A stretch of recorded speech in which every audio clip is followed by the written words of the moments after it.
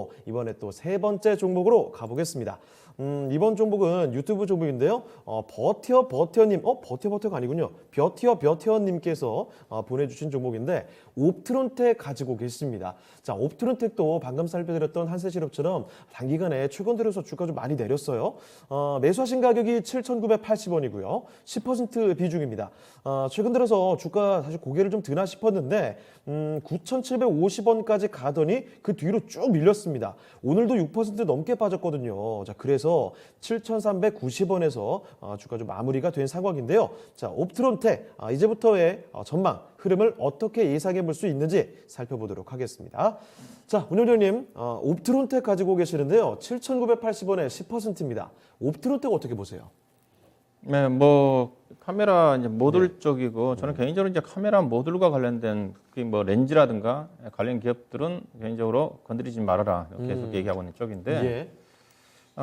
제품 보니까 이제 광학 필름 카메라, 과거에 이제 카메라 하소가 적을 때 그 중소형 회사들 그래도 나름대로 이익을 냈었어요. 근데 예. 이제 자꾸 이제 카메라 하소가 전개가 좀 되면서 또 카메라 모듈 자체도 상당히 이제 부가가치가 큰 쪽으로 기술력이 요구가지면서 중소형 종목들이 대체적으로 이익률이 많이 떨어지더라고요. 예. 일부 기업들 같은 시장에 퇴출되는 기업들이 좀 나오고 있는 쪽인데, 이게 옵트론텍이라는 회사 자체는 이제 광학 필름용 이미지 센서라든가 관련 쪽이거든요. 이게 관련 부품 쪽인데, 이게 회사의 어떤 여러 가지로 좋은 쪽으로 얘기는 많이 합니다. 근데 네. 실적이 안 따라주거든요. 이와 관련된 몇몇 종목들이 있는데, 이게 이 회사 같은 경우도 올해 연초에 주가 차트를 보시게 되면 15,000원대까지 주가가 급등했지 않습니까? 예. 그때도 연초에 대한 기대치가 이제 많이 반영됐을 건데, 이게 항상 뚜껑을 열어보면 실적이 안 나와요. 네. 실적이 나오지가 않습니다. 그러다 보니까 주가 자체가 계속 지지부진하게 전개되는 하반기로 갈수록 연초에는 기대감이 높다가 연말에 가게 되면 주가가 고꾸라지는데, 예. 그래서 이제 밸류 자체가 높지가 싸지가 않아요. 매출액 보시다시피 이제 매출액이 거의 2천억 되지 않습니까? 거의 예. 증가되지 않는 쪽이고, 영업이 자체가 올해 전망치가 59억인데, 왜냐면 예사가 이제 1분기 때 적자 났고, 1분기 때 약간 소폭 흑자, 2분기 때 적자, 그다음에 3분기 때 영업이 19억밖에 안 나왔거든요. 예. 안 나와서 지금 올해 연간 추정 실적이 지금 57억대로 쭉 떨어졌는데, 아마 올해 연초에는 아마 200억 넘어간 전망이었을 겁니다. 영업이 자체가요. 근데 이제 올해 57억, 또 내년도 전망치가 좀 높지 않습니까? 올해 59억인데 176억. 내년도 이게 나온다 한다 하더라도 주가가 싸냐? 비싸거든요. 왜냐면 카메라 모듈과 관련된 이제 부품 기업들은 소모성이기 때문에 이제 기술의 진화가 빠르게 전개되잖아요. 카메라 같은 예. 경우는 전개가 되기 때문에 거기에 적응을 못하면 또 그에 따른 제품을 삼성이라든가 애플이라든가 주 거래처에 공급 못하게 되게 되면 시장에 도태되는 쪽이거든요. 그래서 네. 카메라 모듈 기업 같은 경우는 가지고 장기 투자를 해서는 안 된다 얘기하고 있는 쪽인데, 대표적인 회사가 이제 카메라 모듈의 코스닥 기업 대표적인 회사가 파트론이지 않습니까? 그러니까 그렇죠. 파트론을 딱 보시면 돼요. 근데 파트론은 이번 실적이 올해 들어서는 실적 턴어라운드입니다. 이게 이 회사가 카메라 모듈 중소기업 쪽에 그래도 나름대로 경쟁력이 있으면서 대표적인 회사예요.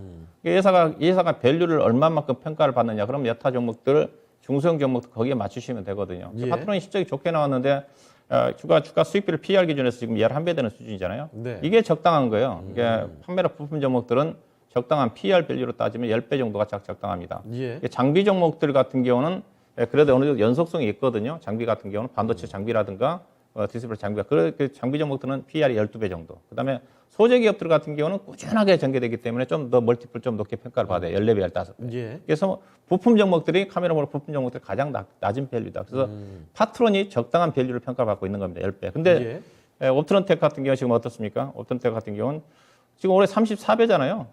예사가 또 재무 내용 자체도 안 좋아요. 부채 비율이 200%입니다. 189%면 부품 종목 중에서 200%면 꽤 높거든요.